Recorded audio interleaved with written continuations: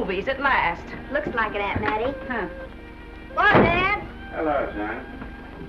Well, daughter, how was the moving picture tonight? Lovely.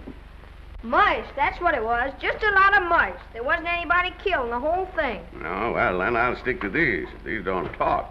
And that big cluck Norman Maine was in the picture tonight. Never does anything but kiss a lot of girls. Norman Maine is one of the best actors in pictures. You and your movies, that's all you think about.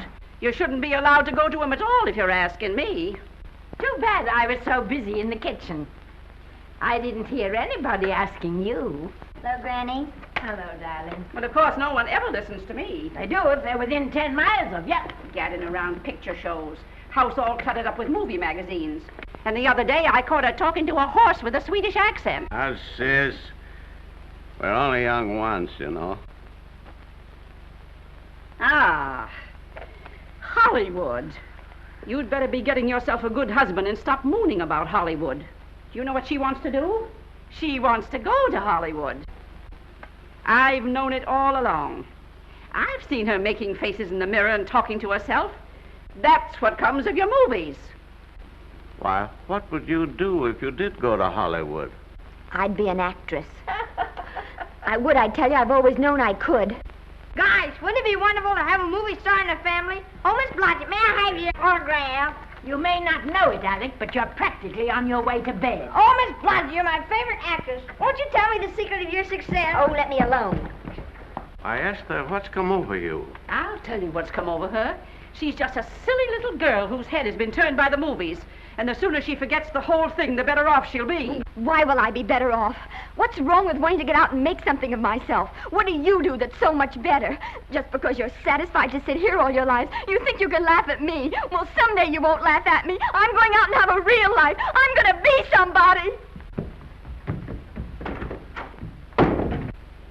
You know, if it was spring, I'd say give her a good dose of sulfur and molasses.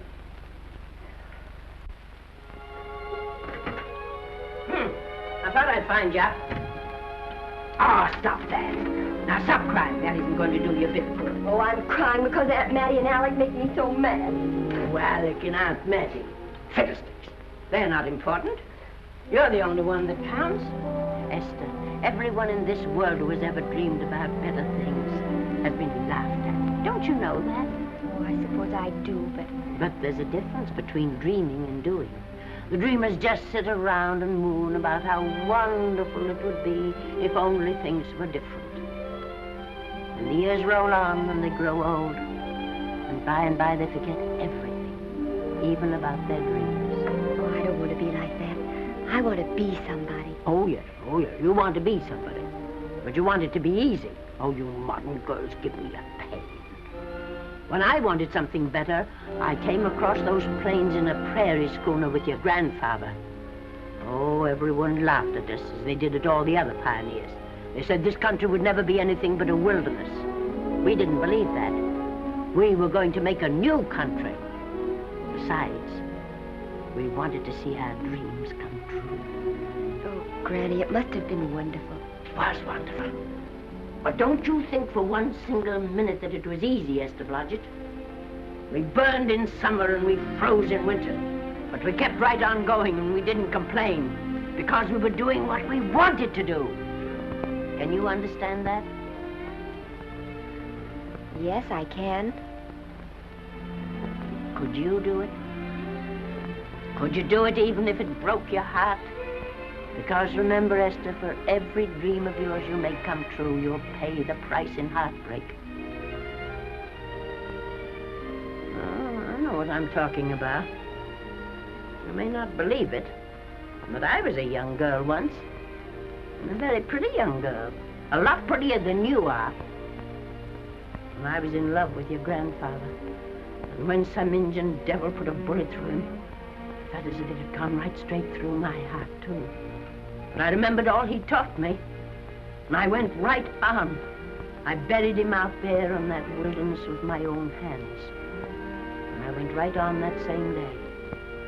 And I kept right on going, even when your mother was born. Oh, Granny, I want to make it worthwhile.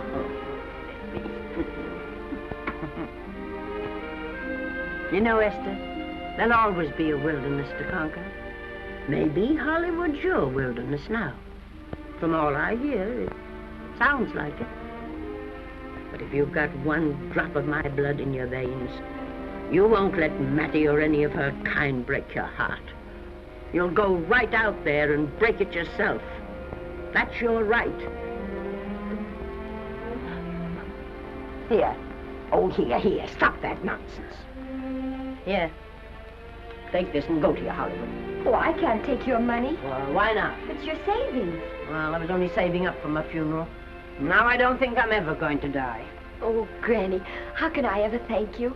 By giving me your word of honor that you'll never tell a living soul where you got that money. I promise.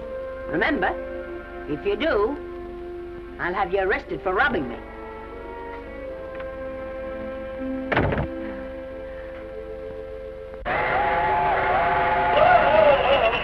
Here we are. I'll help you, Granny. Oh, I can make it, dear. Oh, man, it's cold. I kissed Dad goodbye. Just a little kiss. He didn't even wake up. I bet you didn't try that on your Aunt Mattie. Oh, Aunt Mattie. Think of her face when you tell her. I am thinking about it. I've waited for that chance for 30 years. Here she is, girl. Oh, thank you, Kirby. Good,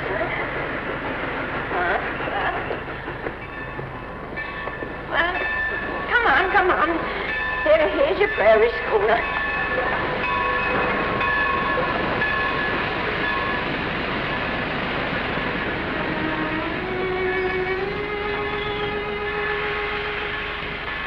All aboard. Oh, Granny. Go on.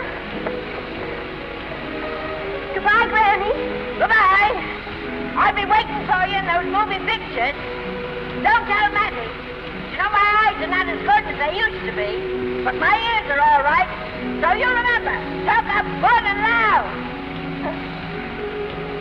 All aboard. Bye. Bye.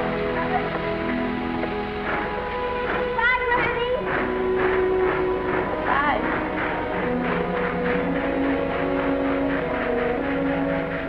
Do you want to go home now?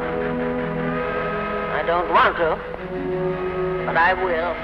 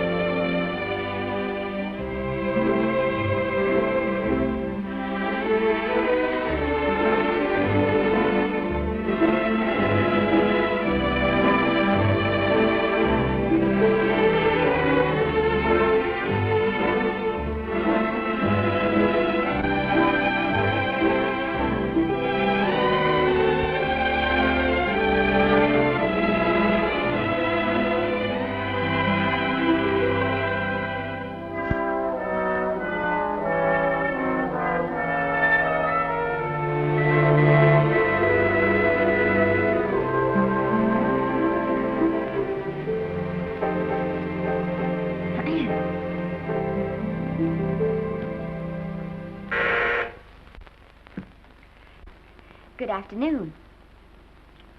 Day, week, or month? Well, it's a little hard to say. You see, I'm going into the movies. Well, you better take it for a week. It'll break your jump to Beverly Hills. Are all the studios really near here? All except Gaumont British. I suppose the best way to get a job is to go straight to the studios, isn't it? Mm-hmm. I haven't any illusions, you know. I'm perfectly willing to begin with a little bit of a part, or even as an extra. $6, please, in advance. Oh.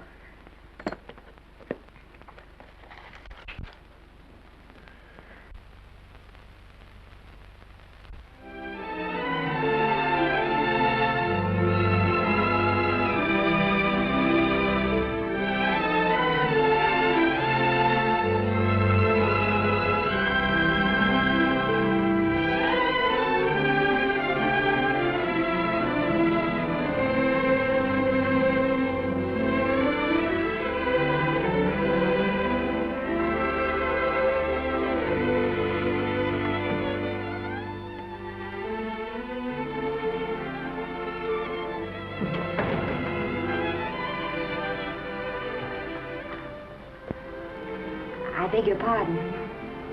I'd like to register for extra work. How long have you been in Hollywood? Well, it's about a month now. We haven't put anyone on our books for over 2 years. Come here. I'd like to show you something.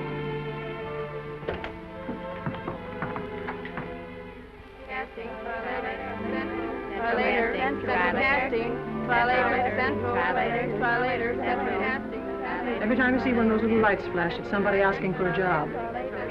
Every time you hear them say, try later, it means there isn't any job. You can't keep the girls at the switchboard long. They go crazy.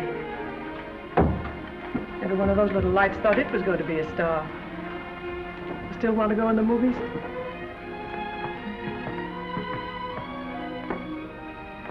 You know what your chances are? 1 in 100,000.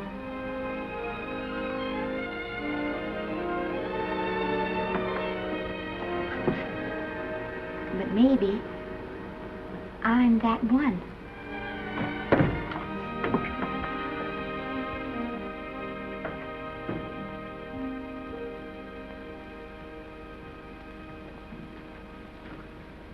Any phone calls for me, Mr. Randall? Oh, no. Jesse Lasky and Sammy Goldwyn must be writing letters instead. How's the luck today? There wasn't any. Maybe you don't go at it in the right way. Now take Danny McGuire here. He knows the ropes. Don't you, Danny? Sure, I've had him around my neck for years. Huh? What? Oh, Miss Blodgett. Danny McGuire, our new tenant. How do you do? Mr. McGuire is a big director. Oh, are you really? Oh, could you possibly use me in a picture, Mr. McGuire? Of course, I haven't had much experience, but I don't think that really matters if you're willing. And now I really listen, feel lady. In the first place, I'm not a director. I'm an assistant director. In the second place, if I had any jobs to give away, I'd confer one on myself. And in the third place, you should have stayed back home in the first place.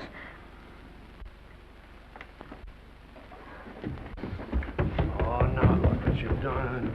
Hey, wait a minute. Hey, don't be that way. Don't do that. Gosh, I didn't mean to get tough, but a guy thinks he's being kidded when somebody asks him for a job and he hasn't got one for himself. After all, I'm not a big enough shot to hurt your feelings. I'm sorry. It wasn't just that. It was a lot of things. Looking for a job every day and never getting any nearer to it. I guess I was beginning to get a little scared. I know. Lady, do I know. Well, there's only one thing to do for that feeling when you're tired and sunk and down to your last nickel. Come on and I'll buy you a drink. Well, it's not as bad as down to the last nickel. I've still got $11 left. $11? You're going to buy me a drink. Come on.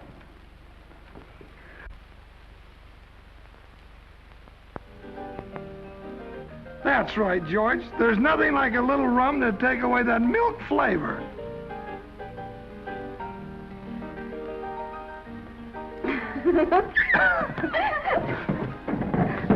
I beg your pardon. Certainly.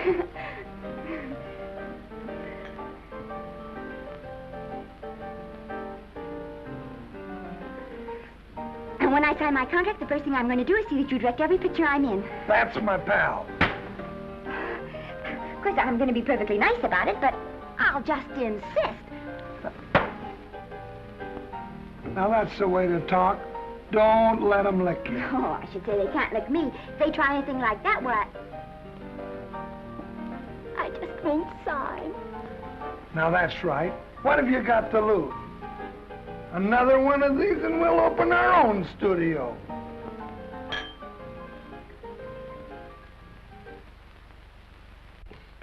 Bill rendered $24. Past due. Remit without further delay. Me.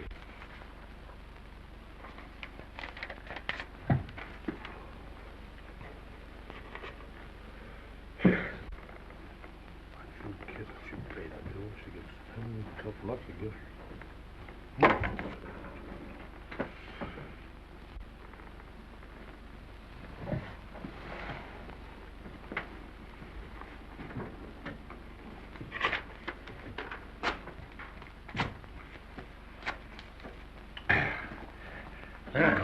Fifth race. Tri-cap. Who's riding tri-cap?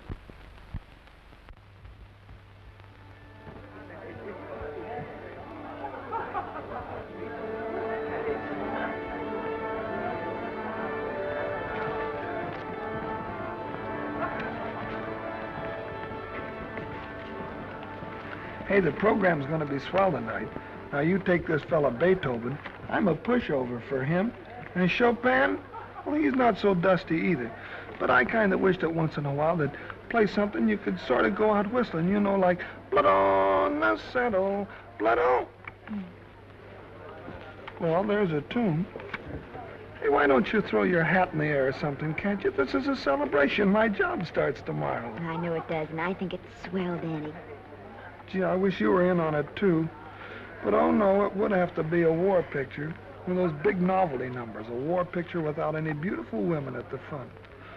Oh, well, something will happen soon. Maybe. Why don't you go home, kid? Oh, Danny, I can't do that. I came here, and I've got to stay. Well, now, if it's on account of money, I can... Oh, thank you. You've given me enough already. Anyhow, this is no time to be worrying. This is a party. Look at all the people. Everybody in the world. Look. That's Norman Maine.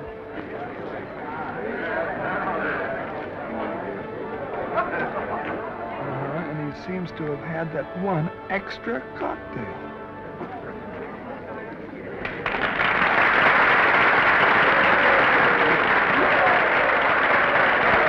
Oh, thank you. Sit down, you dope. That's for the orchestra leader.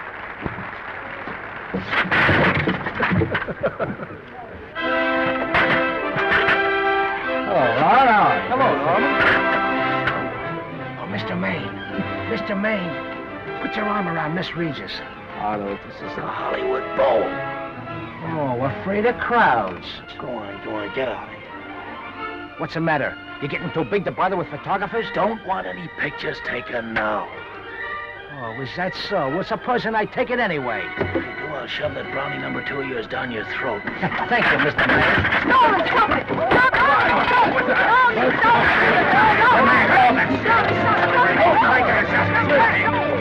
Take it easy, Mr. Mayor. Just calm down. Normie, come back and sit down. Everybody's laughing at you.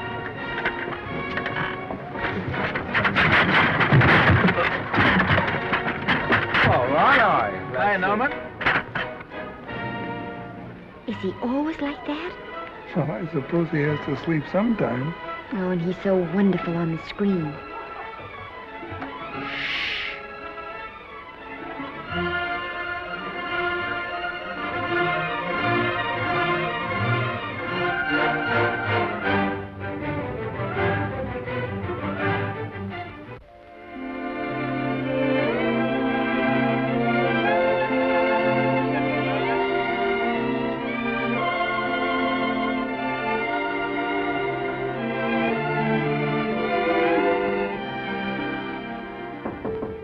Come in. Danny, what's the matter? Well, believe it or not, I got a job for you. Danny, that's wonderful. When do I go to the studio? Well, you don't exactly go to the studio. Oh, it's on location. Well, it's not exactly on location. But of course, I haven't any makeup. Will you tell me what to get and sort of help me put it on? Well, you don't exactly need any makeup. You see, it's not really a picture job. It's being a waitress. Oh. Well, it's kind of a picture job if you look at it right. You said it was a waitress. Well, it's waitressing for Casey Burke, the big director over at our studio. He's giving a party tonight to kind of celebrate on account of finishing the picture, and he wanted me to get him an extra waitress, and it's $5. And I thought of you right away, Esther. Well, that was awfully sweet of you, Danny. Well, there's going to be a lot of big people at Burke's house tonight, and I'll bet you there's any number of big directors, and if you're there, maybe they'll notice you. I could make them notice me. Sure you could, Esther. It's your chance. My chance. All right, Daddy, I'll do it. Oh, but I can't. I haven't got the right things to wear. To wear? Oh, here. Now, you don't think the wardrobe department's right next to my office for nothing, do you? A perfect fit.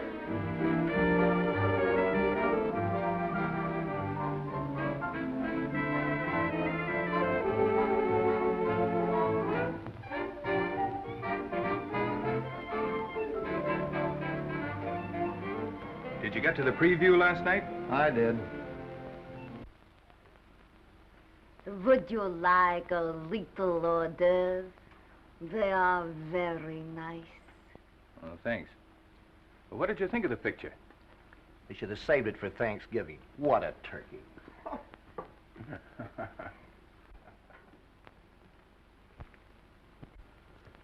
Will you have some hors d'oeuvre? You do like hors d'oeuvre, don't you? I don't think there's anything so enjoyable as hors d'oeuvre before supper, and these are rarely delightful.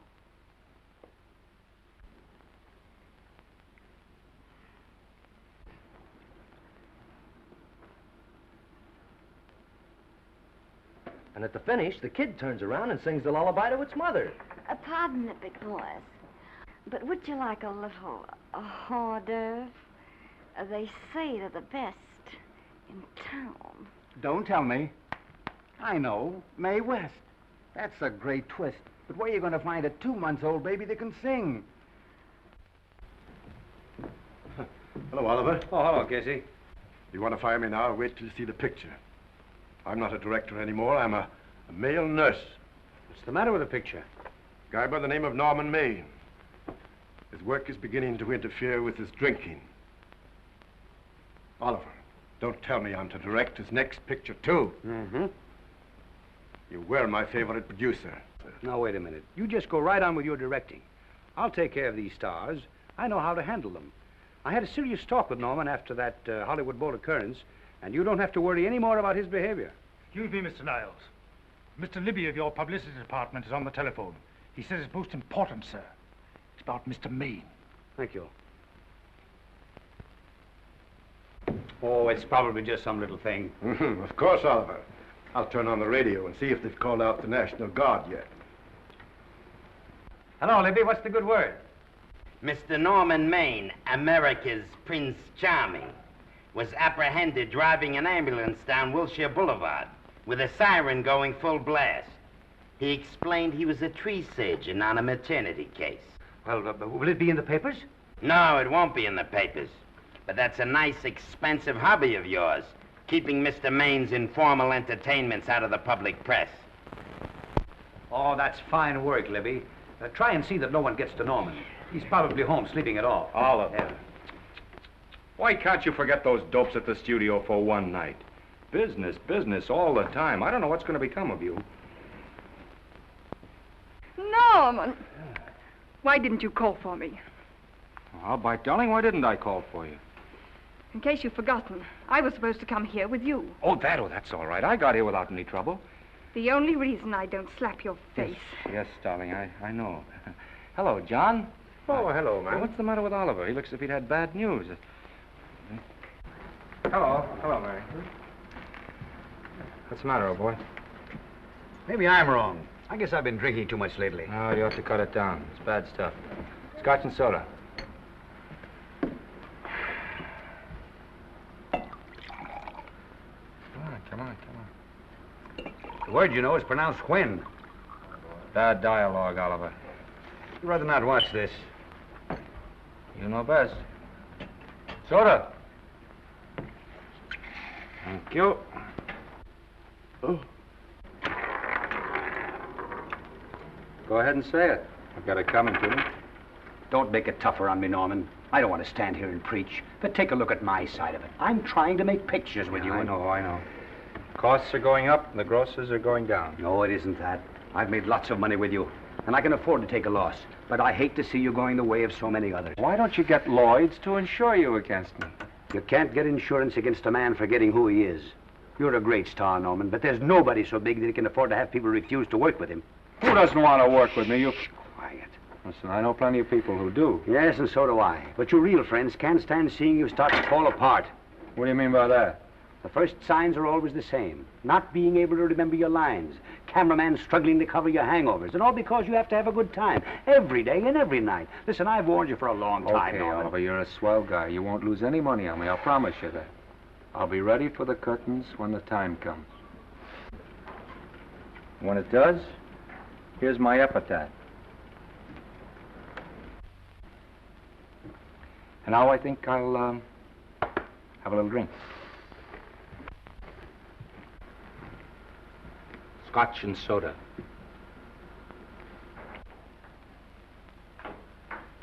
Scotch and soda. Ooh.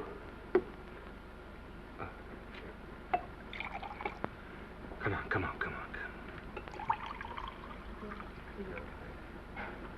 A little soda? Caviar? No, thank you. Yes, pardon me. Ah, lovely. No, I mean the caviar. Mm-hmm. No, don't go away. I'm starving. Really.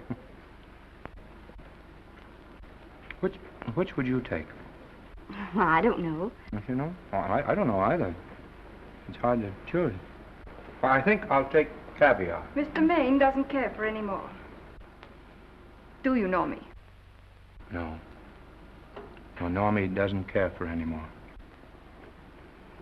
I think I shall get very drunk indeed.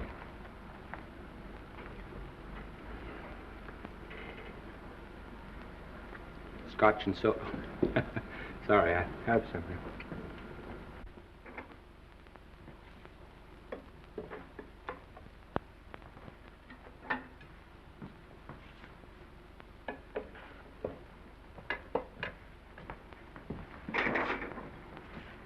Oh. Mind if I help?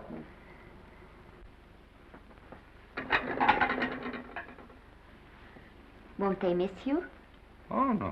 They'll just look under the table, and when they see I'm not there, they'll forget the whole matter. Hey, what's your name? Esther Blodgett. My name's Maine. I know. You do? Ah.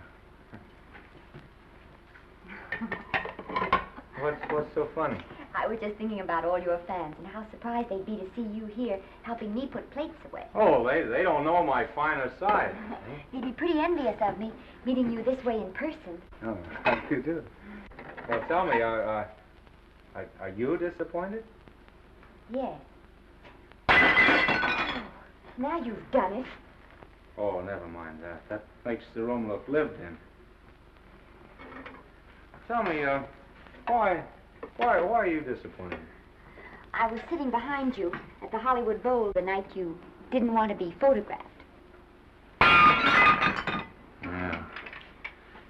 I'm told I crept into many a heart that night. Oh, I can never explain this. You know, you have very pretty hair. You better get out of here. And a sensitive mouth. And a charming little Precisely why are you here instead of with the rest of the guests? I'm just trying to be helpful. I see. Are you sure there's no other attraction? Well, it might be that my old mania for putting plates away is coming back on me.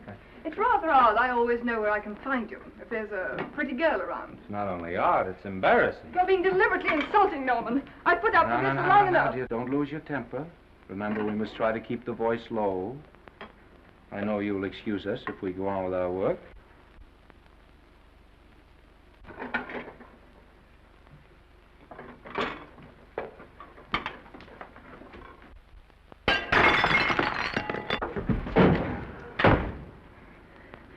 Now see what you've done.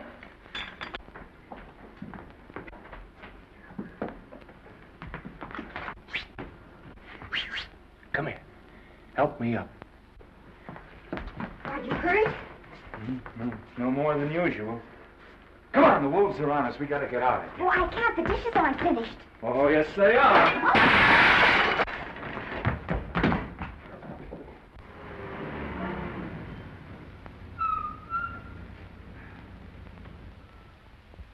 Well, I bet I know what you're going to say now. What? Good night. Good night, and thanks. Hey, wait a minute. Hey, you realize that all I found out about you was that you're foolish enough to want to go into pictures? But why is it foolish? Look at you.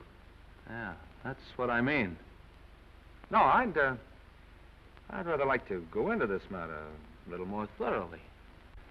Oh, that's awfully nice of you. So why don't we go on up to my place and talk it over? Oh, no. Thank you very much, but I really must say good night. Good night. But you're not angry. No. I'm hungry. Well, why don't you go and get something to eat? Good night, Miss Blodgett. Good night, Mr. Maine. Wait a minute. Peter, the least I can do is to see you to your door. Will I see you again? I hope so. Has anyone ever told you that you're lovely? Well, now you know. Thank you.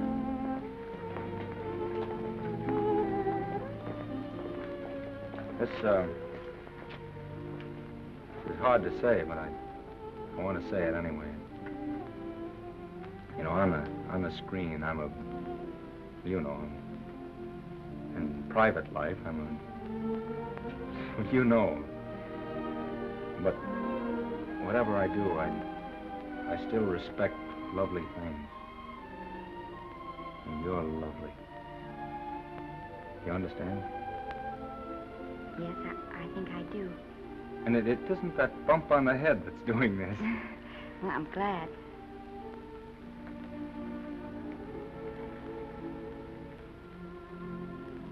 Good night.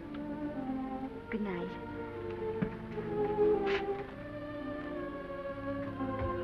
Hey! Do you mind if I take just one more look?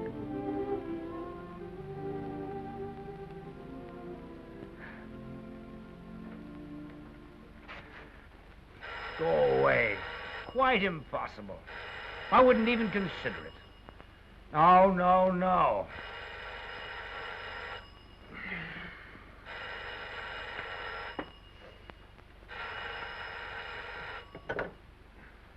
Hello? Who is it? Who? Norman? What have you done now? You're not in jail, are you? Oh. Yes, I see. Oh, it's that again. I see. She's beautiful. Yeah, I know. You want me to give her a screen test? Yeah, certainly. She's got wonderful possibilities. Oh, you know she's got something. Well, you knew all the other ones had something, too. Oh, no. I tell you, Oliver, she's got that sincerity and honestness and a...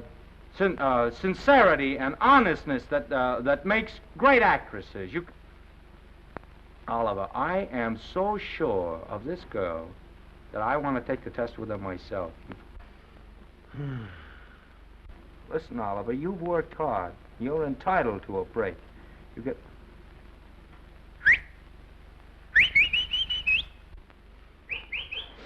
Yes, I heard you. Anything. Yes, sure. Yes. Yeah. Oliver, look, you try to get a little sleep now, old man. Right. All right, boy. Good night. Let's go. Now tell us. Now.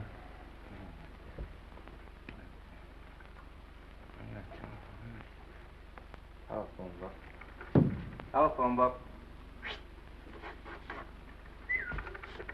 What is it? Telephone. Hey, Oliver, telephone book. Over here.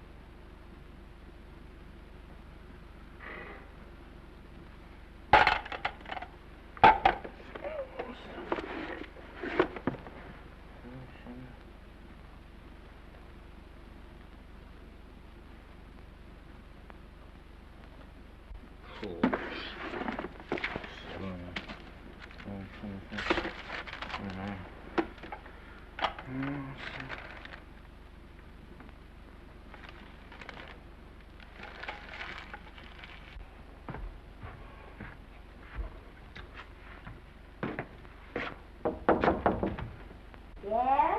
Telephone. For me? Some drunk trying to be funny says he's Norman Maine. Oh, thanks. I'll be right down. And Miss Blodgett, would you give him a message for me? Tell him it's 3 o'clock in the morning!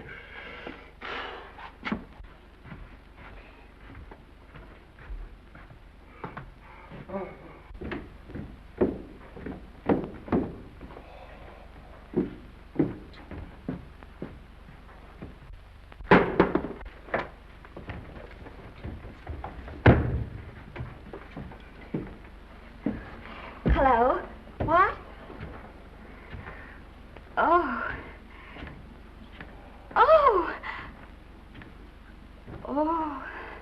Oh, yes. I'll be there. Oh, thank you.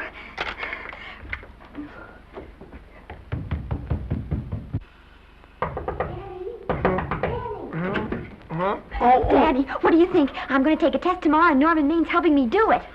I'm taking one, too. Garble's assisting me.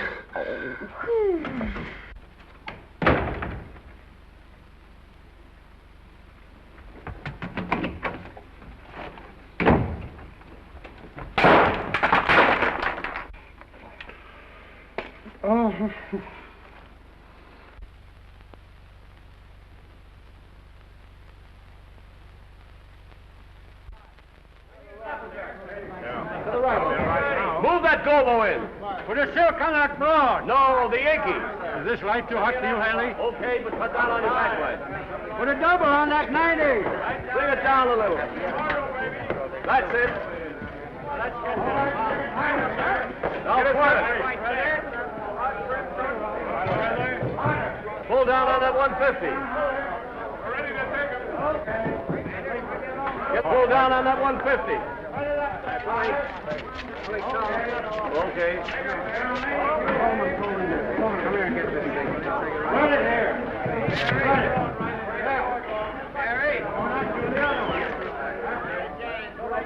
Bring me an apple box. Listen, gentlemen, please, if you don't mind. This is just a test. Ready, Mr. Burke. All ready, Mr. Burke. Ready, Mr. Burke. Ready now, Mr. Burke. All ready, Mr. Burke. We're ready now, Mr. Burke. All ready, Mr. Burke. We're ready, Mr. Burke. All right, let's take it. Quiet! Quiet! Quiet! Quiet! Ready, Norman? Yep. You ready, Miss, what's your name? You'll soon know your name, Esther. The whole world's going to know it. But I'm so scared. Maybe I better not try it today. Oh, come on, now don't be foolish. They all had to go through this. Harlow, Lombard, Myrna Loy, and now Esther Blodgett. All right. I'm ready. This is the take. Roland. Quiet. Hey.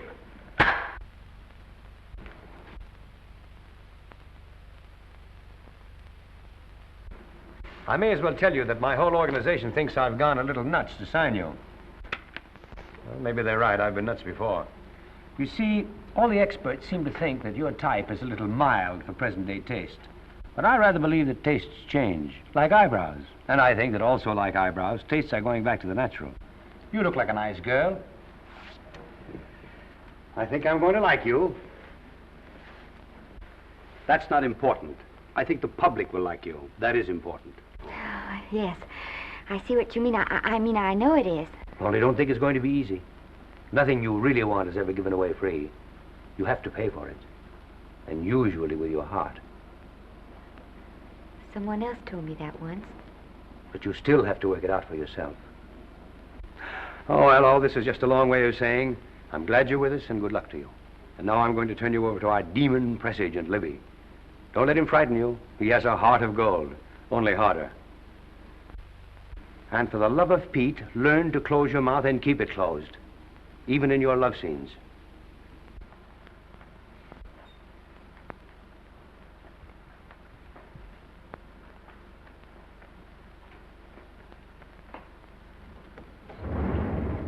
Are you a Russian? No, I was born in Fillmore, North Dakota. Oh, no. First saw light of day in a mountain cabin, a trapper's hut, high up in the Rockies. Go on. Well, I always wanted to be an actress. Dreamed of footlights as Lonely Kitty. Are you sure there's no Russian in your family? Positive. That's a shame. Well, what does your father do? He's a farmer. Social register-eyed father. Fed up with hypocrisies of 400, sought wilderness for consolation. There amidst the mountain flowers, he raised another blossom, his lovely little daughter. What's your name? Esther Victoria Blodgett.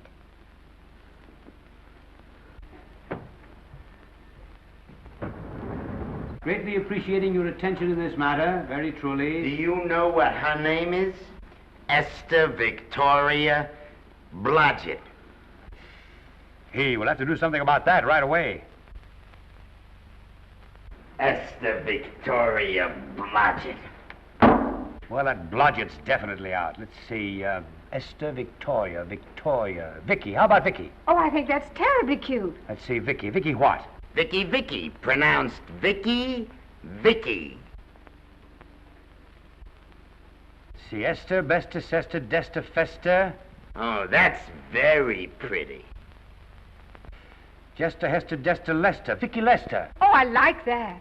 Say it. Vicky Lester. Say it again. Vicky Lester. Say it again. Vicky Lester. Say it. Vicky Lester. Say Vicky Lester. Vicky Lester. Vicky Lester. Vicky Lester. Vicky Lester. Vicky Lester. Flash. Oliver Nile Studio discovers new starlet, a Cinderella of the Rockies. Her name is Vicky Lester. Those who have peeked tell me she couldn't be more Devine. The face of an angel and such natural talents. Her voice is a symphony. Her very walk, they tell me, is enough to drive men mad. Not that way. Get the lead out of your feet. Lift them up.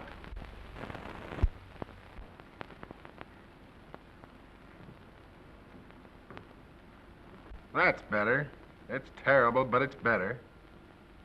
The quality of mercy is not strained. It droppeth as the gentle rain from heaven. Cease.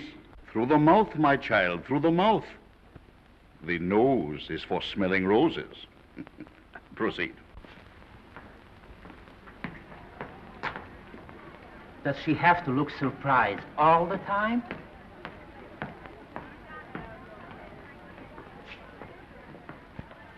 Anyway, it's just a rough sketch. Pretty small mouth, eh? Oh, well. Give her that Crawford smear.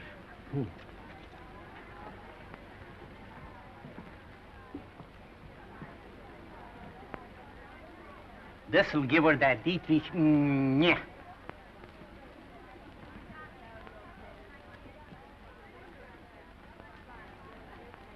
We're on the wrong track. She still looks surprised.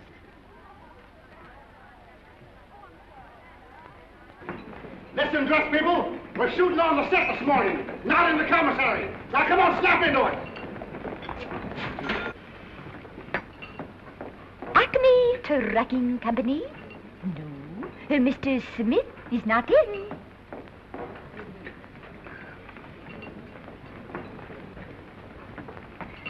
Acme Trucking Company. No. Mr. Smith is not in.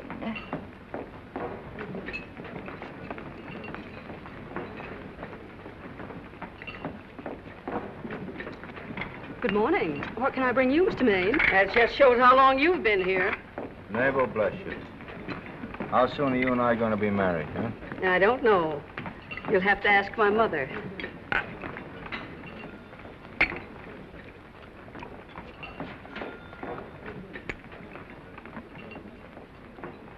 Acme Trucking Company? No, Mr. Smythe is not in. Acme Trucking Company? No, Mr. Smith is not in. Acme? No, Smith ain't in.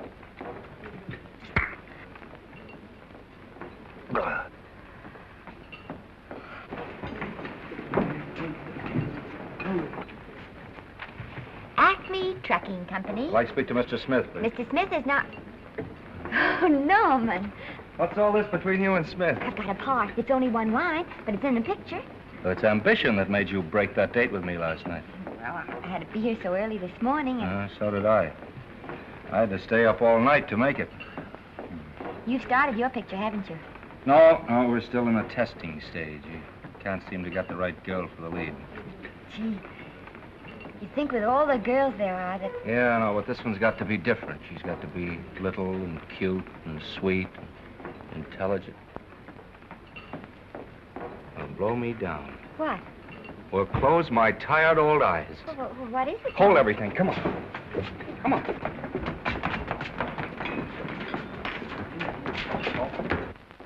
Well, you've been through the whole casting directory. I'll work day and night, Mr. Niles. And I'll work with her, Oliver. And I can be mean or nasty or anything you want, Mr. Niles. If she clicks, Oliver, you've got a star overnight. Okay.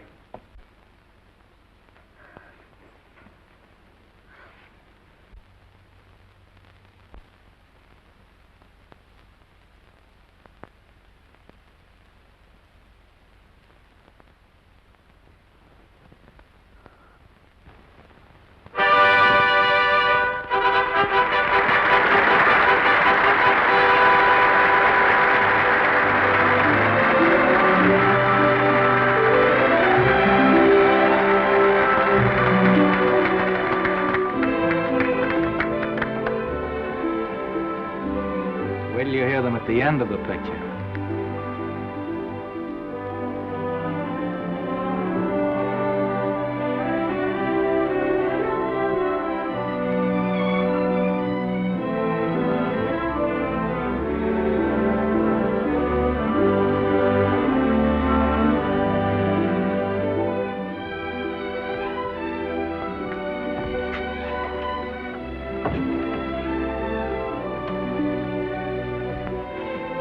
Do you think we were noticed? By no one. They're much too busy playing at croquet. I've loved you all my life. But we only met 2 days ago. That's when my life began.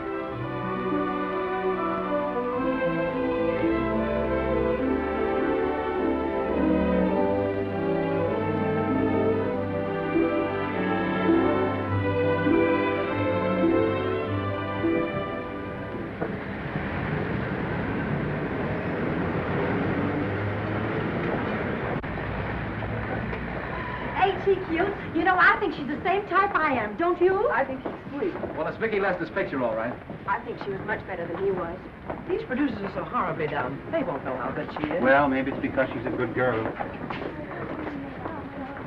Oh, Maine's not so bad, but it's Vicki Lester they'll go to see. Isn't she, darling? I think she's the most precious little thing I've ever seen.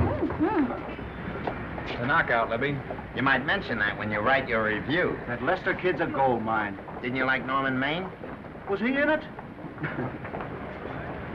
Libby, I'm afraid we have another hit. Huh? It's in the bag, neatly tied up with beautiful pink ribbons. Say, where are Norman and Vicki? I don't know. I thought you had them. I wish they'd come. We're having a party at the Trocadero. Isn't it thrilling running away from people? Norman, it's so exciting, So new. A star is born. Come on, run.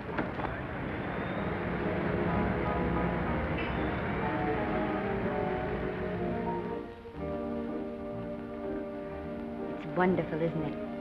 A crazy quilt. Oh. It's a carpet that's spread for you.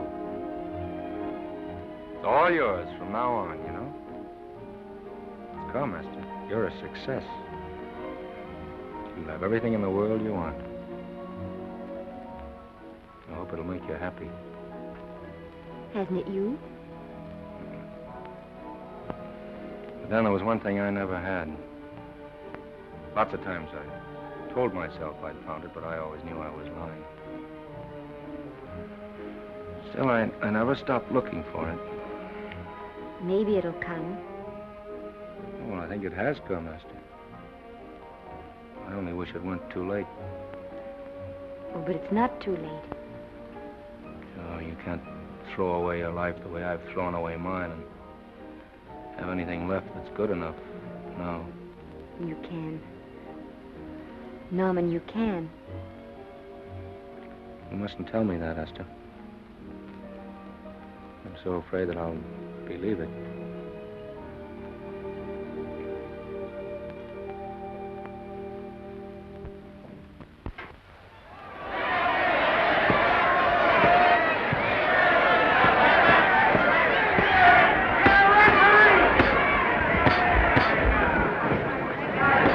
Gotcha. Shoot your right. Swell, isn't it? Lovely. What's Gotcha getting? Can't you hear me, Gotcha? Shoot your right.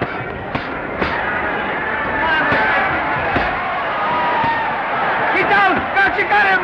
Gotcha got him. He did, didn't he? Yeah, but he'll be up, though. You like it? Sure I do. You like me? Sure I do. Boom. That reminds me. Will you marry me? No, thank you. Come on, Gotcha. Finish him. Why won't you marry him? Wasn't that dependable? Hey, shoot your right. Throw away your money? Break him up in there. Break him up. Drink so much. Well, suppose I quit drinking. Yes? Come on, Gotcha. Shoot the right in there. The right. Suppose I save my money. Yes? There he goes. Let him have it. Suppose I became absolutely dependable on all occasions. Yes?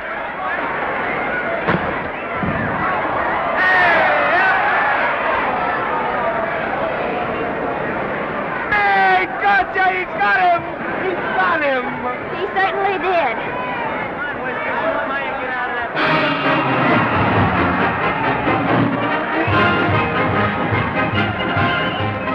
Gee, that was a beautiful fight.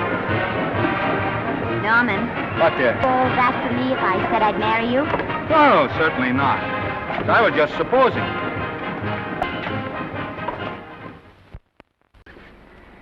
We're going to be married. Guess I didn't read that line right. I'll try it again. We are going to be married. Both of us. Yeah, to each other. What do you think of that? Well, when? Where? Well, we thought we'd elope in the conventional manner. What's the matter? It's trying to decide whether it's good for the studio. Is it? It is. And bless you, my children. When's it going to happen? Oh, we thought we'd just sneak out sometime. We're not telling anyone but you. Listen to this.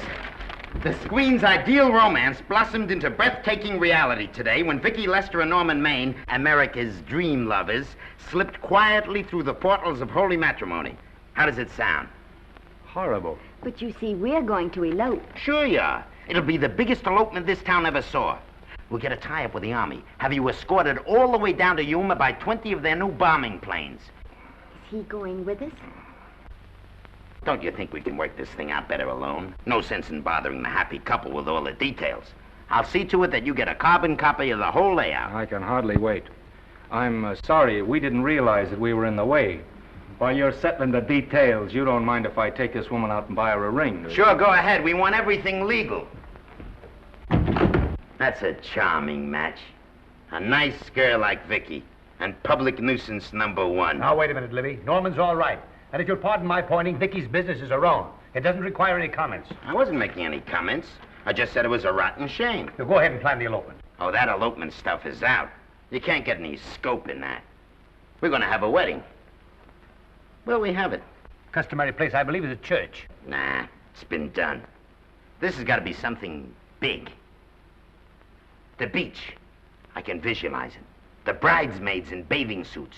20,000 Santa Monica school children spelling out the word love. It's a novelty, but is it big enough?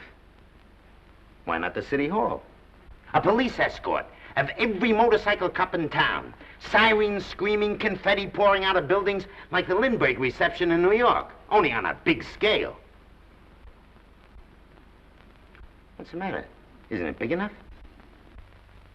And now if any man can show just cause why these two may not be lawfully joined together, let him now speak, or else hereafter forever hold his peace.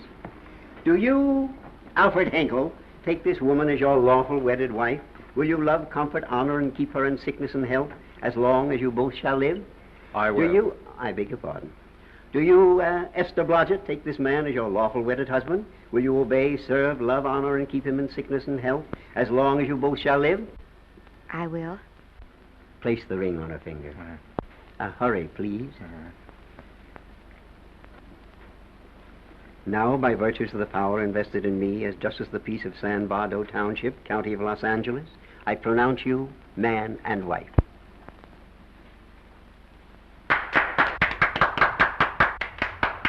Quiet! And now I must exercise my prerogative of office. I hope you'll be very happy, Mrs. Henkel. Thank you. Thank you, sir. Oh, Thank you Danny. very much. Now, if you'll please sign the license. Oh, yeah. You know, Mrs. Henkel, I can't help but believe I've seen you somewhere before. Oh, really? Well, I believe this is the first time I've ever been in San Bardo. You know, your face is familiar, too, Really? Mr. Henkel. There you are, sir. Thank you very much. Oh, thank you, sir. Thank you. Goodbye. Goodbye. See you again. Yes, goodbye. No, I don't mean I'll see. No. Yeah, I think you got by with it. But it was close. That JP was just beginning to remember where he'd seen us. Well, anyway, we got away from Libby. Hello, Toots. If you will be kind enough to glance between my shoulder blades, Mr. and Mrs. Henkel, you will find there a knife buried to the hilt. On the handle are your initials. Lovely to have seen you, Libby. Hold wait. Hold him, Danny.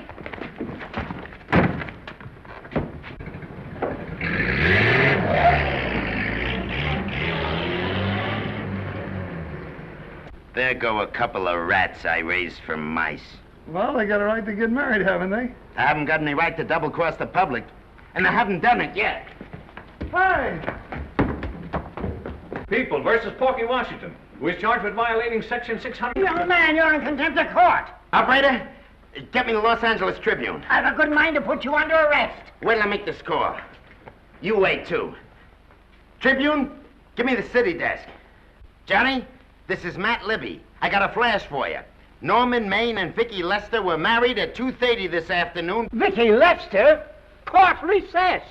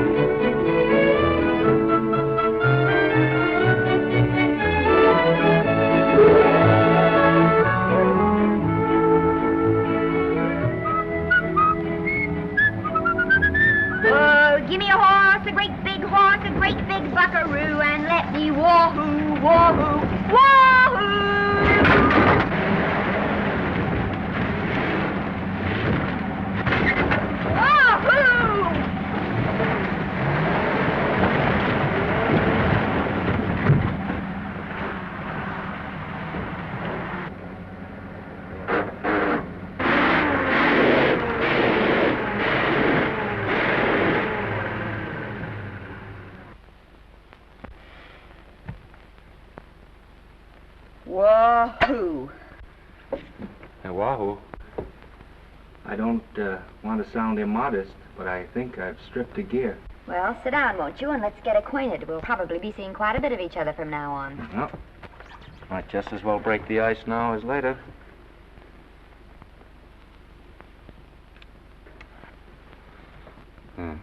Now we're old friends. Say, have I got time for a shower before dinner? Plenty, if you can find the shower. I never can remember where that thing is. Does it pull out or slide under? Here, I think I can find it. No, it's the linen closet. Here it is. Nice work.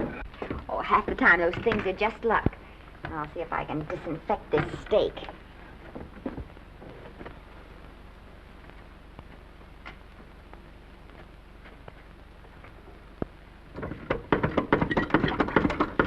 Yeah, Esther, there's no soap. Here. Thank you. Oh, and Esther. Yes, dear? I'll need a washcloth. Oh. How are you fixed for cigarettes? And you know I never smoke underwater. Hey, what do I do to make this thing work? Pull that gadget at the top and pray for rain. Well, I can't reach it. I can't get my hands up. If you've gone in there with your arms down, you'll never get your bath. Unless you're a contortionist. Yeah, well, I'm not a contortionist, and don't throw that up to me now. You knew it when you married me. Will you close this door, please?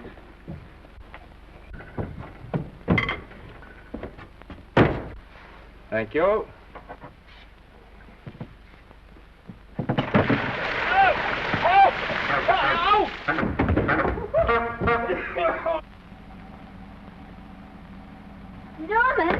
Norman, here comes the car. You got it? Huh? Here, quick. Quick what? Quick, go out and stop them and ask for help. Oh, I'll catch cold. Oh, you'll get warm again. Yeah, don't dear, they'll recognize me. Now, you keep your face down. Go on. There may not be another car for a week. Well, Howdy, partner. Howdy. Stuck? Yeah, how'd you guess it? Can you get us some help? Well, I reckon not. You know, it's a long way to town. We're pretty busy down at the place. Well, I got to get out of here. I've got my wife with me. Doesn't she like the country? No, and we're short of food. There's a lot of game in them woods. Well, my wife can't shoot. Well, you're sure up against it. Sorry I can't do anything for you. Well, wait, listen, I'll be frank with you. I'm Norman Maine. Who? Norman Maine. Well, my name's Judd Baker. Glad to have met you. Well, so long. Hey, wait a minute. Listen, you don't... So you're Norman Maine.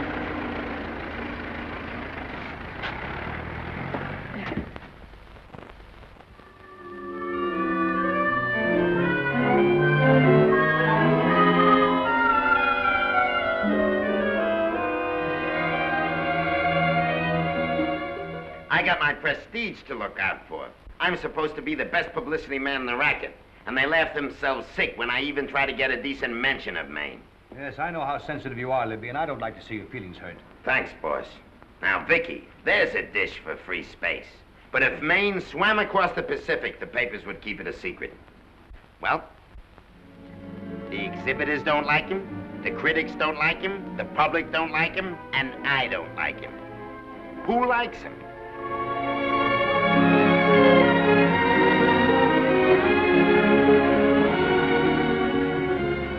Oh, but darling, this is almost too much of a surprise. And there I was in my touching innocence, thinking we were going to live at the beach house. Oh, we'll still keep the place at Malibu. But this is special. This is our castle. It used to be in the air, you know? We'll never use any ugly words like contracts and pictures and careers. When we come in those gates, we'll check the studio outside. Come on, I got another little surprise for you.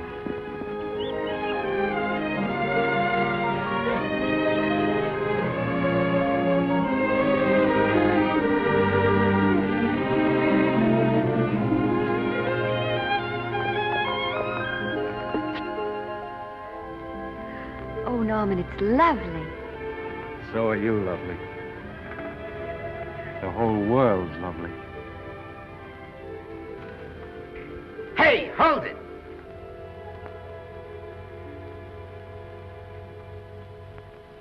That's it. Caption: Their honeymoon never ends. All right, let's get some pictures. Now, if the bride will sit here and the groom stand behind her, we'll have something unique.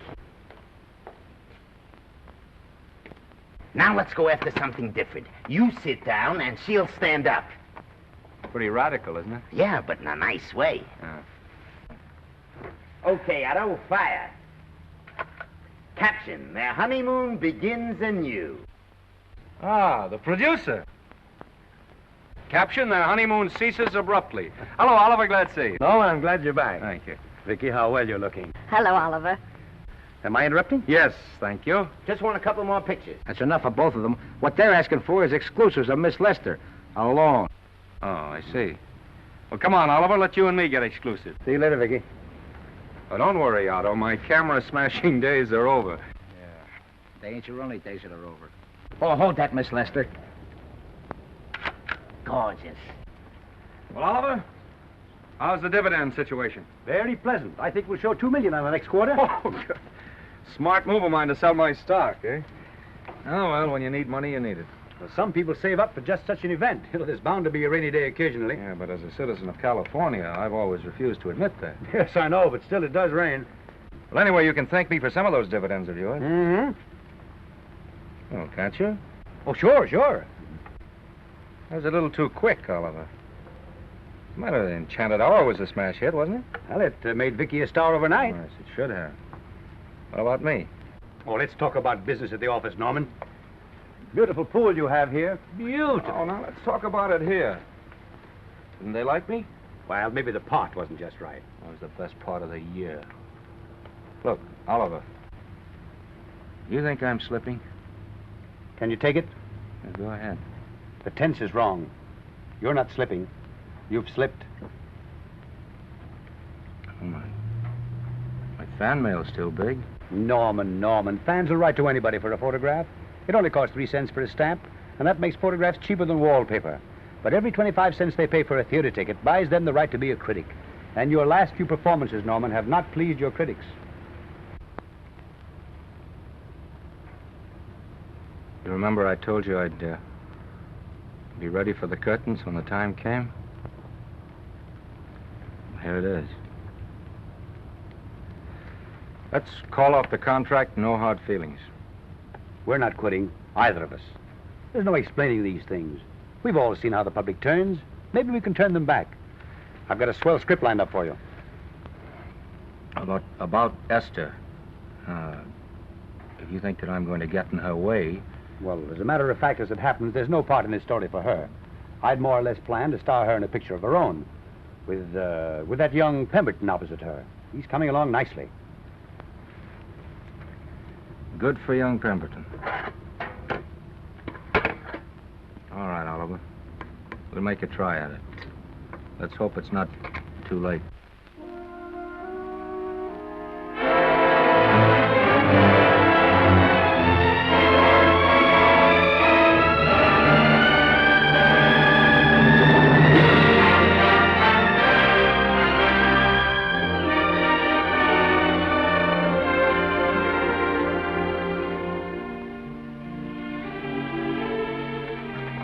No argument. I'll buy those. Huh. The screen's most finished actor. I'll say he's finished. He keeps them away in droves.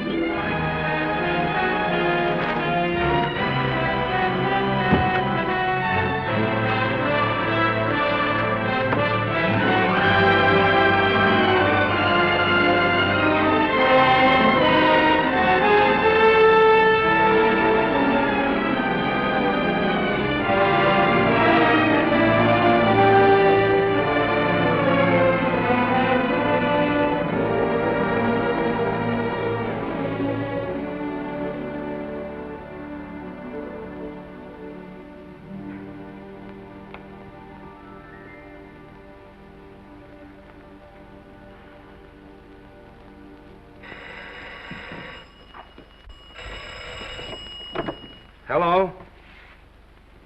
No, Miss Lester isn't home as yet.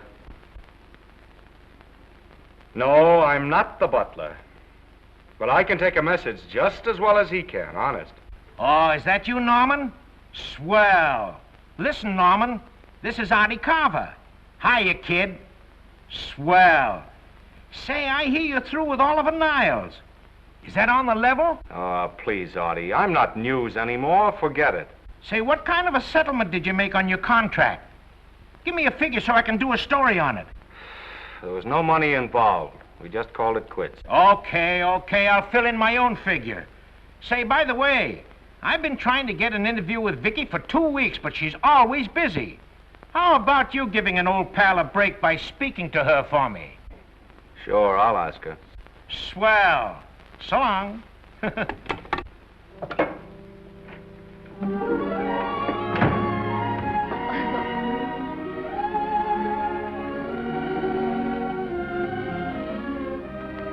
I didn't mean to be late, darling, but Casey wanted All me... right. You're here now. What's new today? Nothing. Haven't been out of the house. Let's go somewhere tonight. No. You're tired. We'll stay in. I'm not tired, really. Oh, yes, you are. You've got a hard day ahead of you. Anyway, I see so little of you, I'd like to have you to myself. Oh, but it's the servants' night out. We haven't any Yes, we dinner have. ready. I fixed a little snack with my own lily white hands. I'm learning to cook in my spare time. Then I think I'll marry you. Oh, I get it. You want to make an honest cook of me, huh? Comes in on wheels in this joint.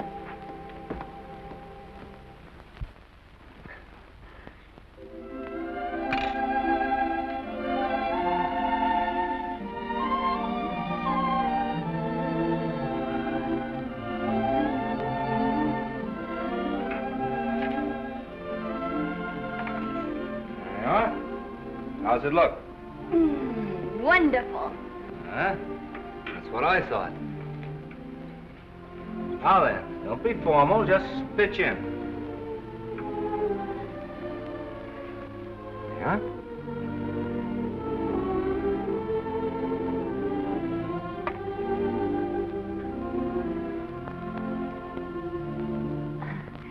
I'm afraid my mouth's not quite big enough. I'll measure it next time and make them to size. A little hard to lift, too. In fact, I think I'll take those measurements right now.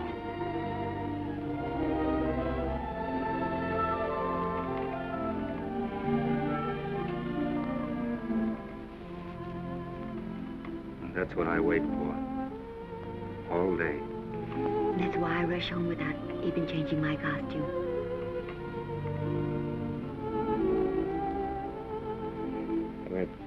We're forgetting that we're hungry. Would you like a sandwich?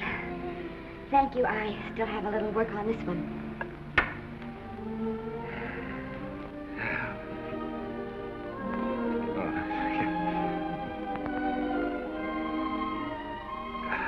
Norman, will you unhook my dress? I can't breathe. Mm-hmm. You know, all the time I thought it was the kiss that made you breathless. A lot of hooks, hmm? Uh-huh. Why don't you have a zipper? That's a good idea. You got it? Oh, yes.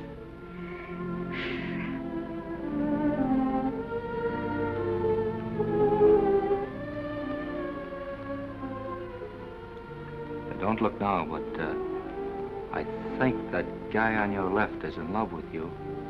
I hope so.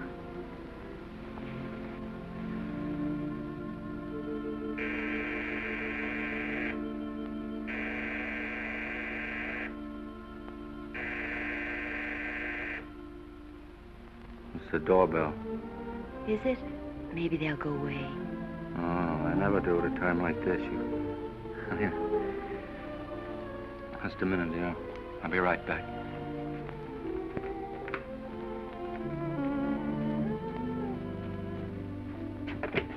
Does Vicky Lester live here? Yes. I got a package for her. I'll sign for it. Who are you? I'm her husband. Oh, sure. Sign right here, Mr. Lester.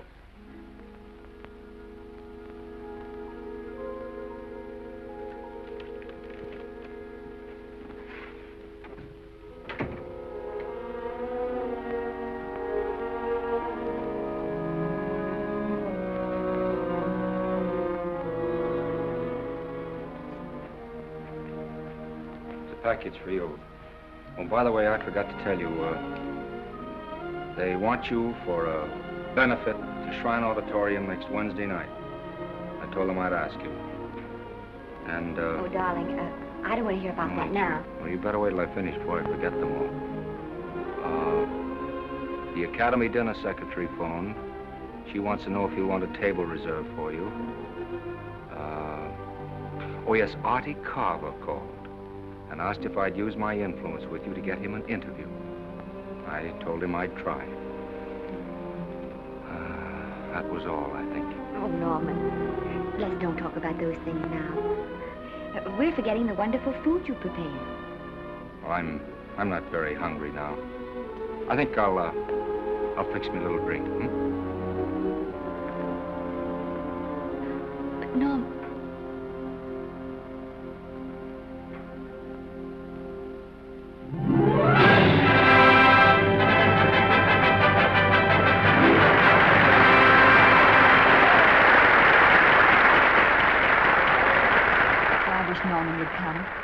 Stop worrying.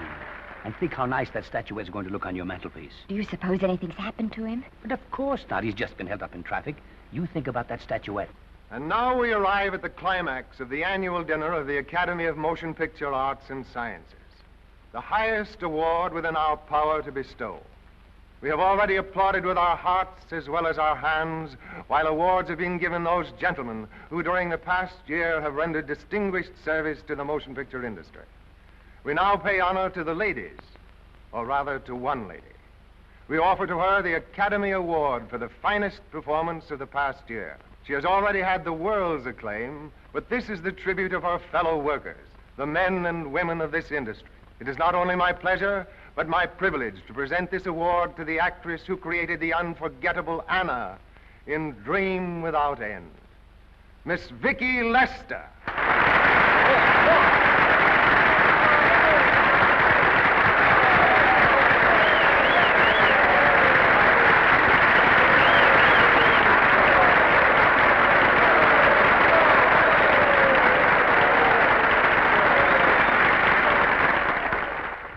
What more can we say, Miss Lester? This says it all for us.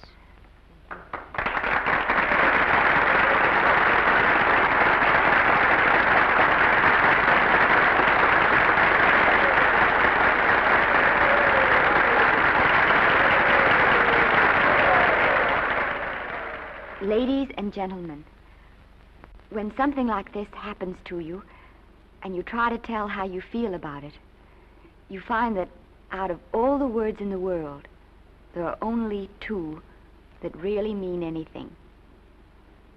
Thank you. All I can do is to say them to you from my heart. All I can do is to keep on saying them. Hey, that's fine.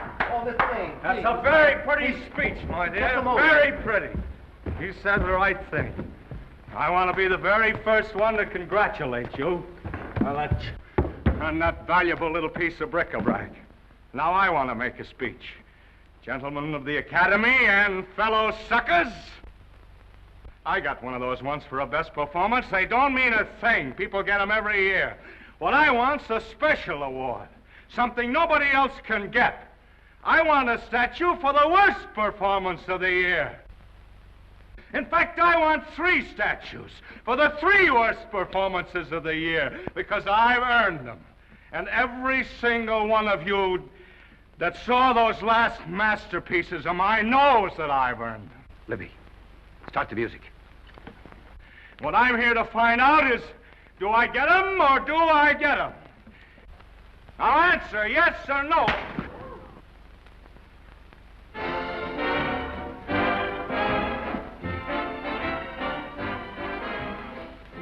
Norman, darling, let's go and sit down.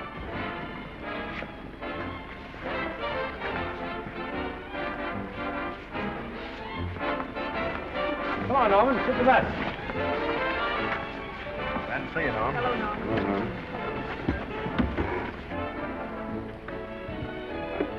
Well, Norman, how are you? Hi, Oliver. My dear, do let me congratulate you.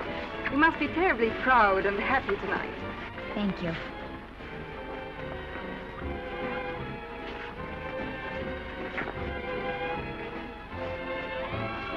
Somebody give me a drink.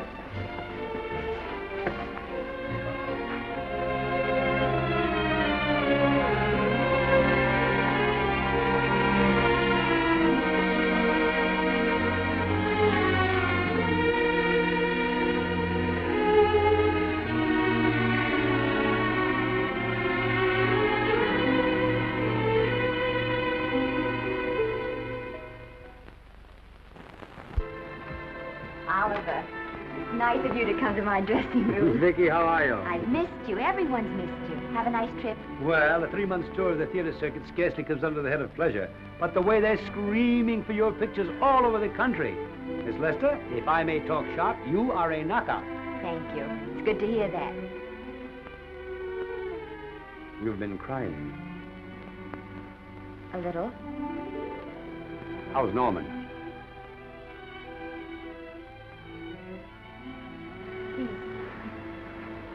Well, he's trying awfully hard, Oliver. Letting Norman leave this studio was the hardest thing I ever did. There was nothing else I could do. I know. Has he been... Is he all right? He's gone to a sanitarium. He really wants to stop drinking. And I think he could only... Well, perhaps if he could start working again, there would be some encouragement. Oh, Oliver, could you do that? Yes. Oh, thank you. But he mustn't ever know I told you. He won't know, and you mustn't worry. I want you to keep up your good work in this picture. I'll try, Oliver. That's the one thing I can do for you.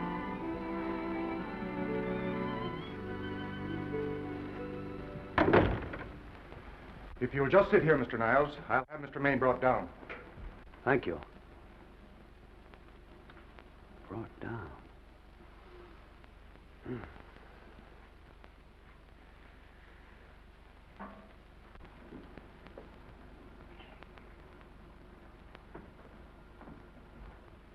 Hello, Oliver. Welcome to Liberty Hall. Hello, Norman. Well, no, Mr. Niles isn't slipping me a case of scotch, Cuddles. This is just a handshake. This is Cuddles, Oliver, my social secretary. We go everywhere together. How are you feeling, Norman? Fine. Getting along remarkably well, Cuddles tells me. He says you ought to see some of the boys.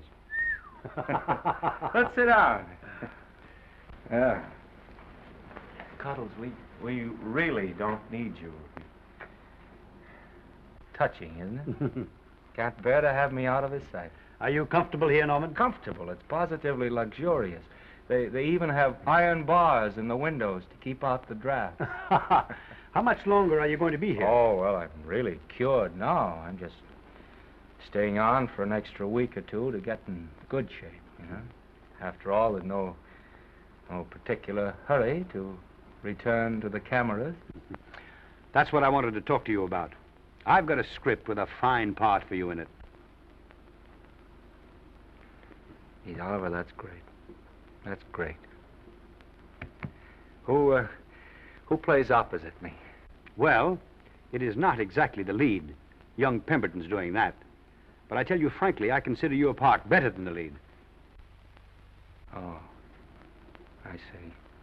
It's better than the lead. Well, of course, it isn't terribly long. But it's one of those parts that makes an impression on you. They'll be thinking about you all through the picture. Mm-hmm. Well, the thing is, Oliver, I'm pretty well set at another studio. I'm not at liberty at the moment to tell you which one. You know yourself how those things are. Of course. But it's a big picture. He's one of the biggest of the year. Mm-hmm. And the part. Every actor in Hollywood would give his teeth to play it. See. Well, that's fine, Norman. Naturally, that will tie you up for a while. But we won't get to this picture for some time. And perhaps, if you want to consider it for later on, well, we'll be... I'll tell you, Oliver, you'd better not count on me. See, I've got several pictures lined up after this one. Then they're talking to me about England. You know, they're doing some very interesting things over there, you know. Mm-hmm. Hey. What is it, Cuddle? Speak right out. We all love you. Your dinner. Oh, yeah, we dine at 5:30 here. Makes the nights longer.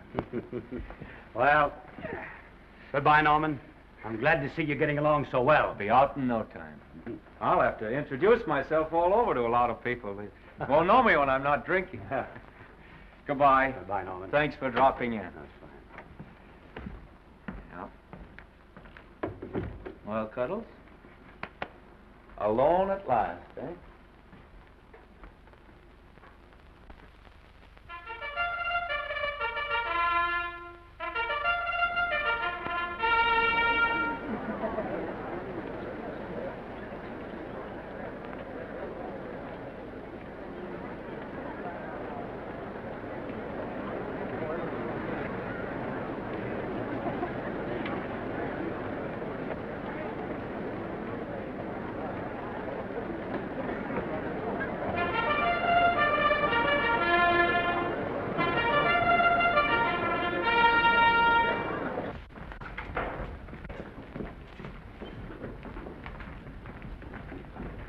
Bert, Sam, how are you, Marion?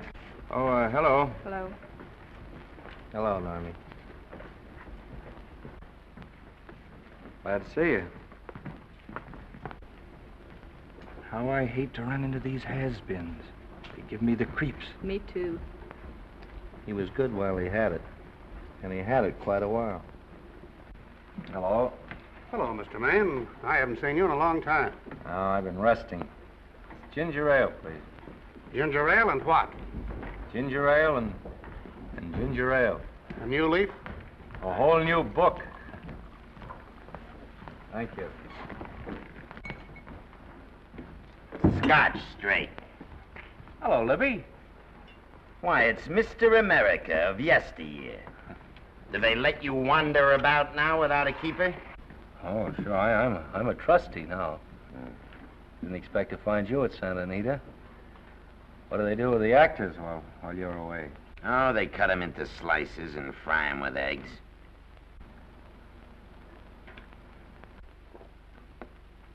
I suppose you'll be here all the time, now that you've retired from the hurly-burly of the silver screen.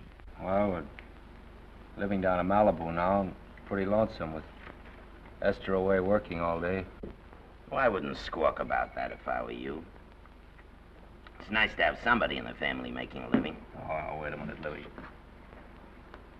I don't want to forget that we're friends. Friends, my eye. Say, listen, I got you out of jams because I had to. It was my job, not because I was your friend. I don't like you, and I never have liked you. Nothing made me happier than to see all those cute little pranks of yours finally catch up with you and land you on your celebrated face. Where do you work, Libby? Always wait till they're down, then kick 'em. I don't feel sorry for you. You fixed yourself nice and comfortable. You can live off your wife now. She'll buy you drinks and put up with you even though nobody else will. We're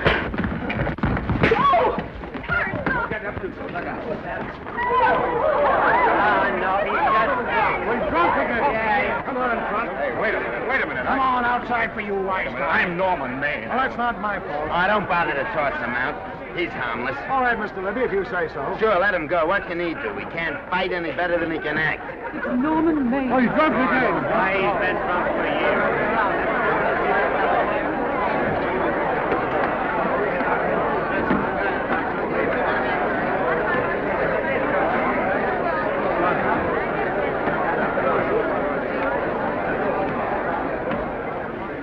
Give me a scotch. Double. Leave the bottle here.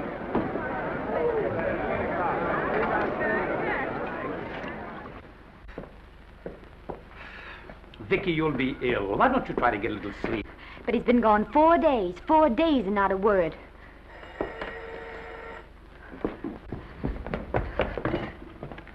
Oliver, I can't. I just can't. Hello? No, this is Oliver Niles speaking. What? Where? Thank you. What is it? Nothing. Oliver, tell me. He's in the night court. He's been arrested on a drunk charge. Now, he's all right. He isn't hurt. I'm going right down and get him out. I'm going with you. Vicky, it isn't any place for you, and if it gets in the papers, What there'll do be... I care about the papers? I'm going with you.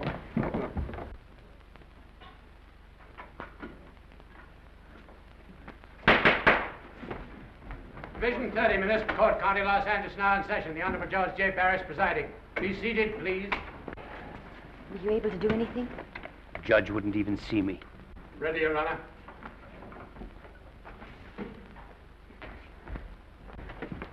I want to advise you that you're entitled to be represented by counsel, to be confronted by the witnesses that may testify against you, to compel witnesses to attend on your behalf to a public and speedy trial by the court or by a jury, and the right to be admitted to bail. Call the first five. Gregory, Hales, Kane, Rodriguez, Johnson. Come on, boys, step in. Go ahead. Move along. William Gregory. Yes. Plain drunk, picked up at 5th in town. Asleep in the gutter. 14 similar offenses in the past 6 months. Still at it, Gregory. How do you plead? I don't feel so good. I didn't ask you how you feel. I asked you how you plead. Guilty, I guess. When did you get out the last time? Just before Christmas. Well, I'm sorry you'll have to miss New Year's, but you'll be out in time for Washington's birthday, 60 days. Milton Rails. Plain drunk, picked up on Brooklyn Avenue, given treatment at receiving hospital, then removed to jail. How old are you, Rails? 17, sir. Did you take a good look at those men in the cell with you last night? Yes, sir. And have you taken a good look at yourself this morning? No, sir. Well, I suggest that you do. $5 or 2 days. Sentence suspended. Oh, Judge, Alfred Henkel, more commonly known as Norman Maine. Drunk and disorderly. Cracked car into tree at Sunset and Coronado. Evidently been drinking for days.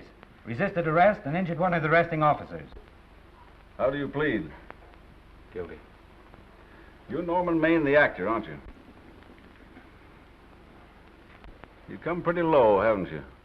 There isn't a man here who's had the advantages you've had. Look what you've done with them. You're nothing but an irresponsible drunk, driving about the streets with the power to inflict death or injury on innocent people. I think we'd better deny you that power for a while. 90 days in the city jail. Please wait.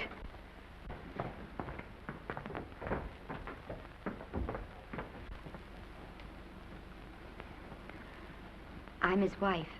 Yes, I recognize you, Miss Lester. Please, Judge. I promise you this won't happen again. I'll be responsible for him. If you just won't send him there. You realize that this man, when drunk, is obviously a menace to public safety? And you realize, too, Miss Lester, the responsibility you'll be assuming to this court and to the Commonwealth. I do.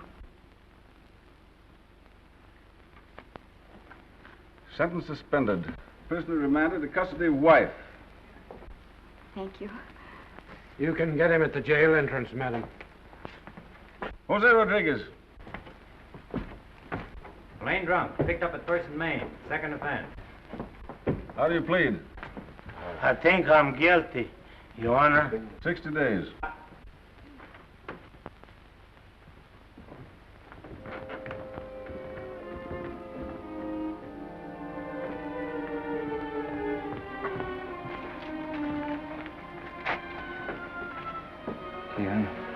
I'm so tired. Hold it, Mr. Maine, for picture.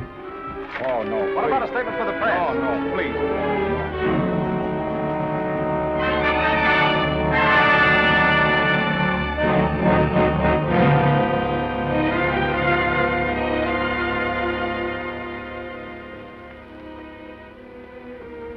He's still asleep.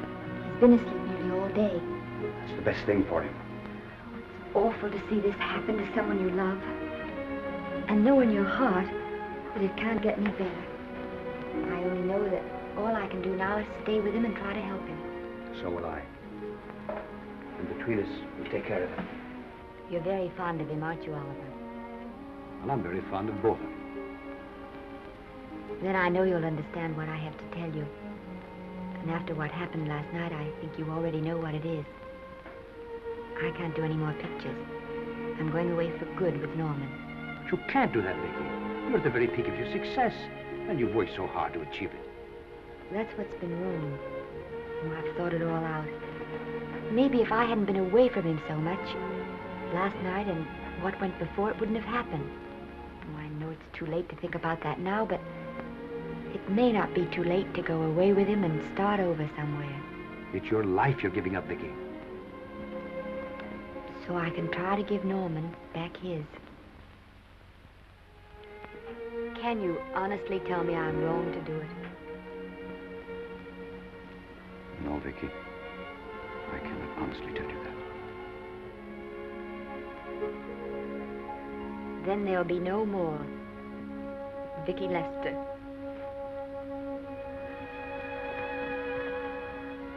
Come on, walk to the door with me.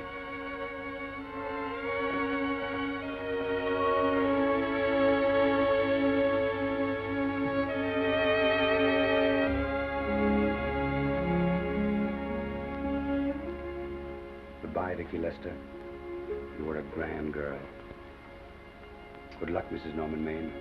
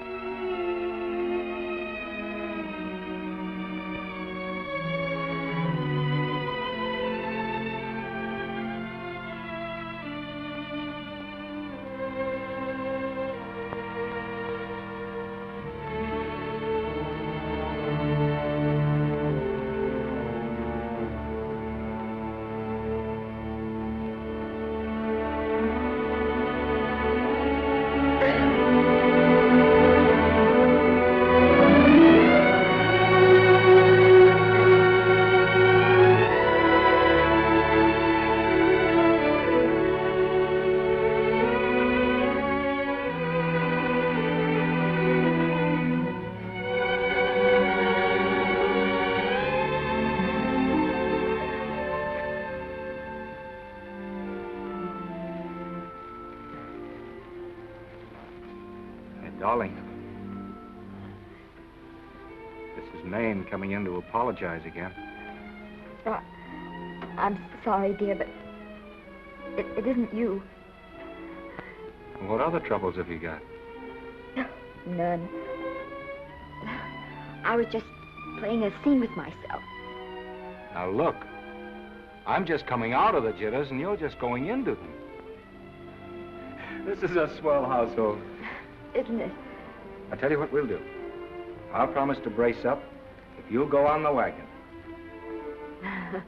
I guess I have been drinking too much. You know what I'm going to do? I'm going to be an athlete. You mean with great big muscles and everything? Well, roughly speaking. Gonna join the YMCA? It costs too much. I'm going wading out in our front yard. Now? Sure. Would you like me to go with you? Sure, if you'd like to. No, me. I don't think I will. It might spoil this beautiful natural wave. Yeah, I guess that's right. But, darling, look, could you have a hot toddy, some hot soup for me when I come back? Some hot soup? Yeah. And I'll make some of those nice sandwiches. Norman, do you have to?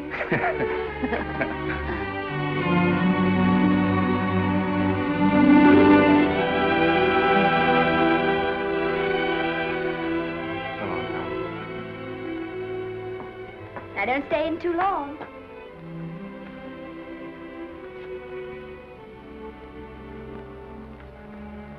Hey! You mind if I take just one more look?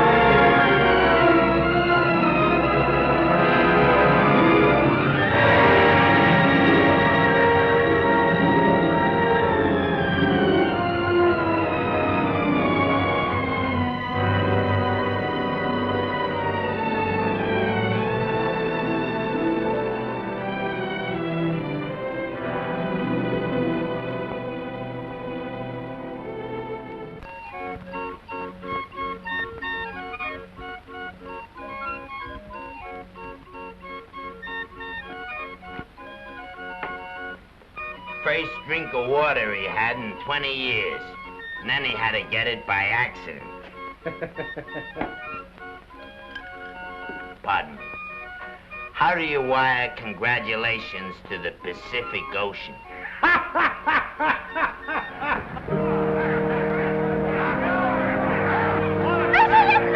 Oh, you can't see her face.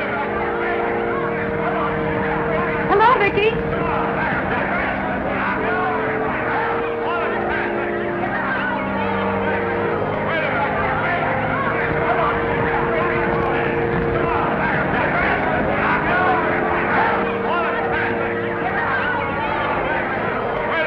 Can't you? Come on, Vicky, let's see your face. Vicky, will you sign my book for me? Write Mrs. Norman May. Don't you care, Vicky, you get over it. Stand back, can't you? Don't you cry, dearie. He wasn't so much.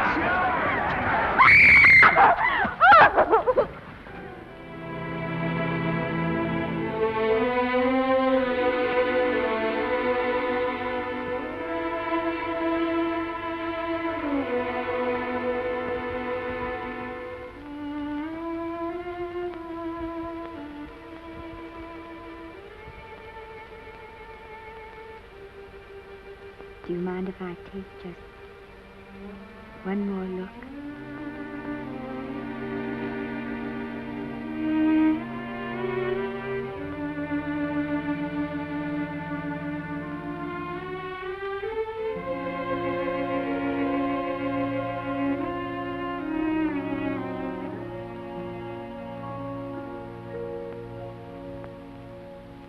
Here are the paychecks for the servants' graves.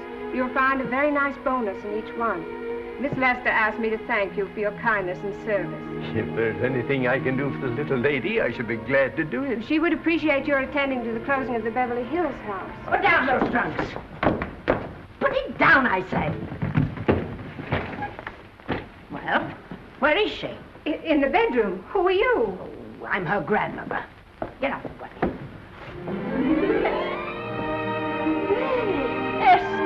Granny, darling. Oh, I'm so glad to see you. What made you come? Oh, I know when I'm needed. Now get out of here. Go on, get out of here, all of you. I want to talk to my granddaughter alone. I came just as quickly as I could. But I'm going home. I sent you a wire yesterday.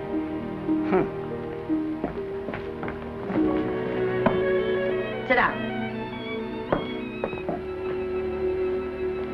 Is it true that you're going to quit the movies? I never want to hear them again. What are you running away from, little girl? I'm not running away. It's just that I can't go on. My heart isn't in it anymore. Once I told you, if you get what you want, you have to give your heart in exchange. And you said you were willing. Do you remember? I remember. It seems to me that you got more than you bargained for. More fame, more success, even more personal happiness. Maybe more unhappiness. But you did make a bargain. And now you're whining over it. I don't think I'd feel so very proud of myself if I were you, Esther. I'm not, Granny. My mind's made up. Oh, and I'm sorry I gave you the money to come out here. It was just wasted. Oh, but Granny... I was proud of you, Esther. I was proud to be the grandmother of Vicky Lester. It gave me something to live for. Now I haven't anything. I know. Oh, I want to be strong, but I can't go on. I can't. You must. Tragedy is the test of courage. If you can meet it bravely, it will leave you bigger than it found you. If not, then you'll have to live all your life with a coward. Because no matter where you may run, you can never run away from yourself. I never knew Norman Maine. He wrote me a very sweet letter when you were married. He said you told him how much I meant to you. And I know just how much you must have meant to him.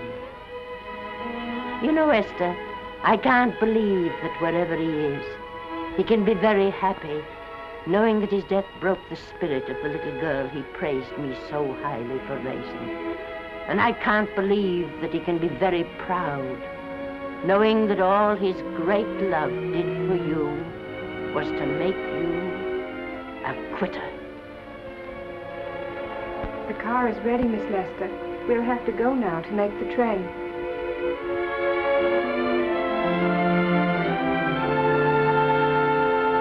Put the car back in the garage.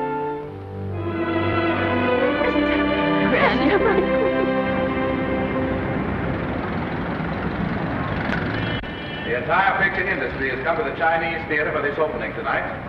It has come to pay tribute to a great star on her long-awaited return to the screen in what has been called her greatest performance. It has come to pay tribute to the girl herself, the girl who has won the heart of Hollywood, the girl who has won the heart of the world, Miss Vicki Lester. And if I'm not mistaken, Miss Lester's car has just driven up. Yes, it is she.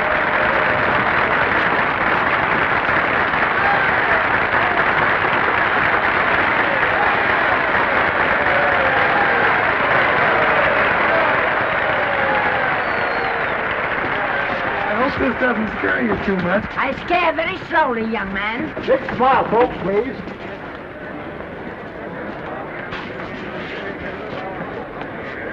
They'll have your mug, I mean your face, plastered across half the papers in the country tomorrow. How do I look? Oh, you look swell. You're a liar, but I like you. And here's Miss Lester's grandmother. Won't you say a few words to the radio audience, please? Say something, Letty. You know, we've got a thing like that back home where they all listen in on, but we call it a party line.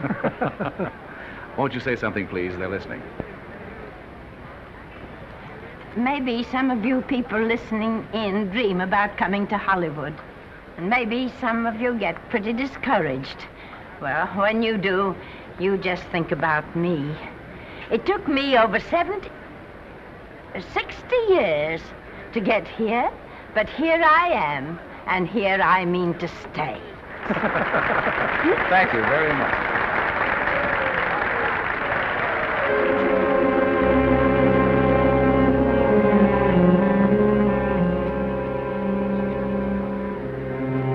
Miss Lester. This microphone is on an international hookup. Throughout the world, your fans are hoping that you'll say a few words to them.